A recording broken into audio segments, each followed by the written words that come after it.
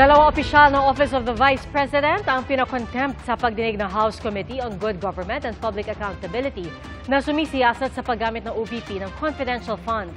Ang isa idedetain sa Kamara at ang isa pa sa bikutan sa Taguig. Muli ring naungkat ang mga questionable umanong acknowledgement receipts. Saksi, si Marisol Abdraman. Sa pagpapatuloy ng pagdinig ng House Committee on Good Government and Public Accountability, lumalabas na hindi lang si Mary Grace Piatos ang questionable umanong pangalang nakapirma sa acknowledgement receipts ng Office of the Vice President. Ang isang resibo, pirmado ng isang Kokoy Villamin. Siya rin ang nakapirma sa isang resibo ng Department of Education, pero iba ang pirma sa dalawang AR. On the left side, with black ink, that's from the OVP. On the other side is from DepEd. Okay, pakibasa po yan, yung pangalan din po dyan sa DepEd. Parang parehas po, Mr. Chair. Parehas po, no? Yes, Mr. Chair. It's very obvious, Mr. Chair, na hindi lang po si Mary Grace Piatos ang nakita po nating questionable. Nakikita din po natin na may mga acknowledgement receipts, Mr. Chair, na pare-pareho yung pangalan, na magkakaiba yung date, na magkakaiba yung kanilang pirma, Mr. Chair. Pinuna rin ng mga mambabatas kung paano nakapag-disburse ang dating DepEd Special Disbursing Officer na si Edward Fajarda sa maraming lugar sa bansa sa loob lang ng isang araw noong February 21, 2023. Ayon kay Congressman Royce Gutierrez, noong February 21, 2023, isang araw matapos makapag-encash ng 37.5 million pesos si Fajarda, lumabas sa acknowledgement receipts na nakapag-disburse si Fajarda sa 7 magkakaibang lugar sa bansa. Malolos, Davao, San Francisco, Agusan del Sur, Makati City, Negros Oriental, Negros Occidental, and Davao City. In Pasig po na encash, and immediately the next day, he traveled to these 7 places and had these 7 ARs. Did this not raise a red flag of the impossibility of this occurring? Well, it does, sir. At ayon pa kay Congressman Royce Gutierrez, noong March 15, umabot sa 26 ang mga disbursement ni Fajarda sa magkakaibang lugar sa Luzon, Visayas at Mindanao. Attorney Camora, let's give him a helicopter. I don't think he'll do that in one day. So it really raises a question. How did SDO Fajardo certify and say that he personally disbursed this? Gusto ngayon paberipika ng Kamara sa Philippine Statistics Authority kung may mga tunay na tao ang nakapirma sa mga AR. Ire-refer din ito sa NBI at PNP para masuri ang mga pirma. Isa si Fajarda sa mga opisyal ng OVP na hindi sumipot sa pagdinig ngayong araw sa kabila ng pagkaka-cite in contempt ng komite. No-show rin sina dating Deputy Assistant Secretary Sunshine Chari Fajarda, OVP Special Disbursing Officer Gina Acosta at Assistant Chief of Staff and Business Awards Committee Chair Lemuel Ortonio. Si Ortonio muling ipinakontempt ng komite at iniutos na makulong sa bikutan sa loob ng 10 araw.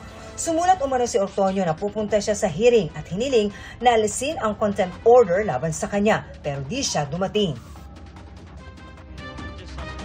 Hindi dumulo sa pagdinig ngayong araw si Vice President Sara Duterte na dati na nagsabing nasasayang lang ang kanyang oras dahil hindi naman daw siya tinanong nang huli siyang dumalo rito. Dati nang sinabi ng bise na walang maling paggamit sa kanyang confidential fund. Ganito rin ang sinabi ng bise sa kanyang sulat sa komite, pero sabi ng komite hindi nila tinanong ang bise nung dumalo ito dahil hindi naman daw siya under oath. Makailang beses din daw nilang inibitahan ang Vice President. Ang dumulo sa hearing kanina, Chief of Staff ni VP Sara na si Artine Zulaika Lopez. I am purely handling, as I mentioned, operational concerns. Although I would wish to answer really respectfully as regards the matter of the confidential expenses, it is something that I have not really been privy to from the very beginning. Lumabas sa pagdinig na sinulatan ni Lopez ang Commission on Audit para sabihan itong huwag sundin ang sabtina ng Kamara na nagpapasumiti ng mga audit report nito tungkol sa confidential funds ng OVP.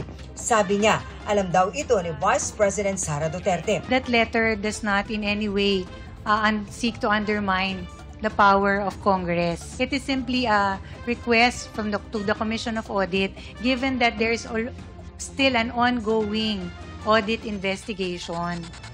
That's why we requested that since hindi pa naman po natatapos yung audit, hindi naman po din tama na ibibigay na muna yung ganung documents. But Attorney Lopez, that is not a call for you to make.